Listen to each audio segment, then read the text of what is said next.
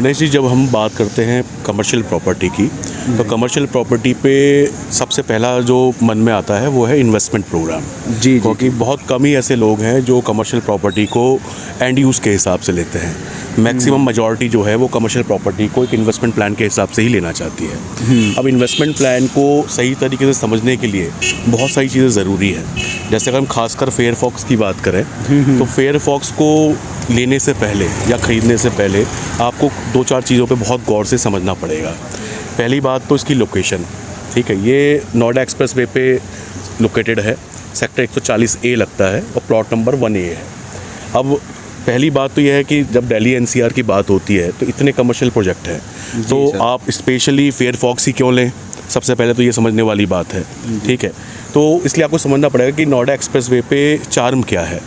Noida express way का जो infrastructure है वो इस तरीके से डिज़ाइंड है कि किसी भी SEZ, जैसे हम स्पेशल इकोनॉमिक जोन बोलते हैं, या फिर कोई भी आपका ITS बड़ी बिल्डिंग जिसमें एट ए टाइम करीब 15,000 लोग काम कर रहे हैं, तो आप ये मान के चलिए जब भी सुबह ऑफिस खुलेगा तो ये 15,000 गाड़ियाँ एक साथ आएंगी, और जब ऑफिस बंद होगा तो ये 15,000 गाड़ियाँ एक साथ जाएंगे भी।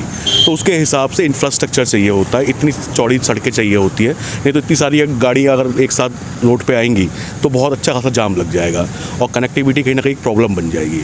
अब नोएडा एक्सप्रेस वे की हम बात करें तो यहाँ पे 8 से 10 लेन एक साथ चल रही है, ठीक है। तो जो इंफ्रास्ट्रक्चर है वो अपने आप में इस तरह का है कि इतनी सारी जो भीड़ एक साथ गाड़ी के साथ यूज़ करेगी वो ये रोड आराम से कंज्यूम कर सकता है। दूसरी बात क्या है ना, ये लोकेशन पूरा ऑफिस का कल्चर है। आप नोएडा में जितनी भी बड़ी कंपनियां सोच सकते हैं, जैसे कि HCL की बात करें, इन्फोसिस की बात करें, या फिर KPMG की बात करें, सैमसंग की बात करें, ऐसी बहुत सारी कंपनियां हैं जो इसी लॉबी में आपको मिलेंगी। कहने के लिए दिल्ली NCR बहुत बड़ा एक एरिया है, लेकिन मैक्सिमम जो कंपनियां आपको खासकर नोएडा में मिलेंगी वो एक्सप्रेस रोड पे ही मिलेंगी। तो ये कल्चर है, आप हर जगह ऑफिस लेकर खरीद कर और उसमें इन्वेस्टमेंट के हिसाब से रिटर्न कमाने के हिसाब से सोच नहीं सकते हैं, क्योंकि वहाँ पे वो कल्चर नहीं है। कहने के लिए बहुत सारे लोग हमारे पास ऑफिस ख़रीदने आते हैं, कहते हैं जी ऑफिस तो खाली पड़े हुए हैं। हमारा ये कहना है कि हाँ जी खाली पड़े हुए हैं, लेकिन वो लोकेशन के हिसाब से है। इस लोकेशन पे सारे लैंडमार्क्स हैं और कहीं पे भी आपको ऑफिस खाली नहीं मिलेगा। और दूसरी बात क्या है ना, इसके अलावा जो मैं भी आपको आसपास की कनेक्टिविटी समझा रहा था, अभी हम जहाँ पे खड़े हैं, अगर आप इधर देखोगे ये करीब 150 मीटर पे ही आपका FNG लग जाता है, ठीक है। अब FNG का मतलब हो गया फरीदाबाद, नोएडा, गाज़ियाबाद, ठीक है।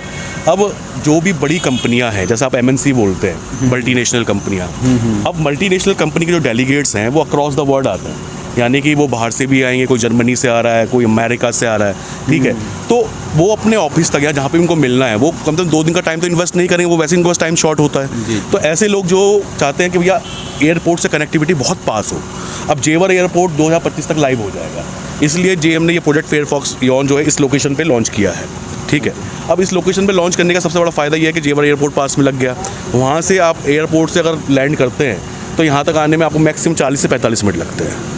और अगर आपको फरीदाबाद या गुड़गांव या कहीं पे भी इंटरसिटी में भी आपको कनेक्ट करना है तो 150 मीटर पर FNG एक एक्सप्रेस रोड आपको मिल जाती है। तो ये आने वाले समय के हिसाब से ना बहुत मायने रखेगी, और लोग जो भी ऑफिस लेंगे, ठीक है, वो ये सारी चीज़ें देखेंगे, चाहे वो कंपनियाँ हों चाहे वो इंडिविजुअल हो। तो इसलिए ये चीज़ बहुत मायने रखती है कि लोकेशन आपकी कैसी है। और एक्सप्रेस रोड पे नॉर्मली आपको पता होगा कि JM के मैक्सिमम पूरे नोएडा एक्सटेंशन में या सेंट्रल नोएडा पे है, लेकिन जब ऑफिस की बात आई तो हम लोग इस साइड आ गए। इसके पीछे कारण है, वो कारण ये था जो मैंने आपको ही बताया कि एक इंटरकनेक्टिविटी, लोकेशन एडवांटेज, वो इस पर्टिकुलर प्रोजेक्ट की बहुत प्यारी है।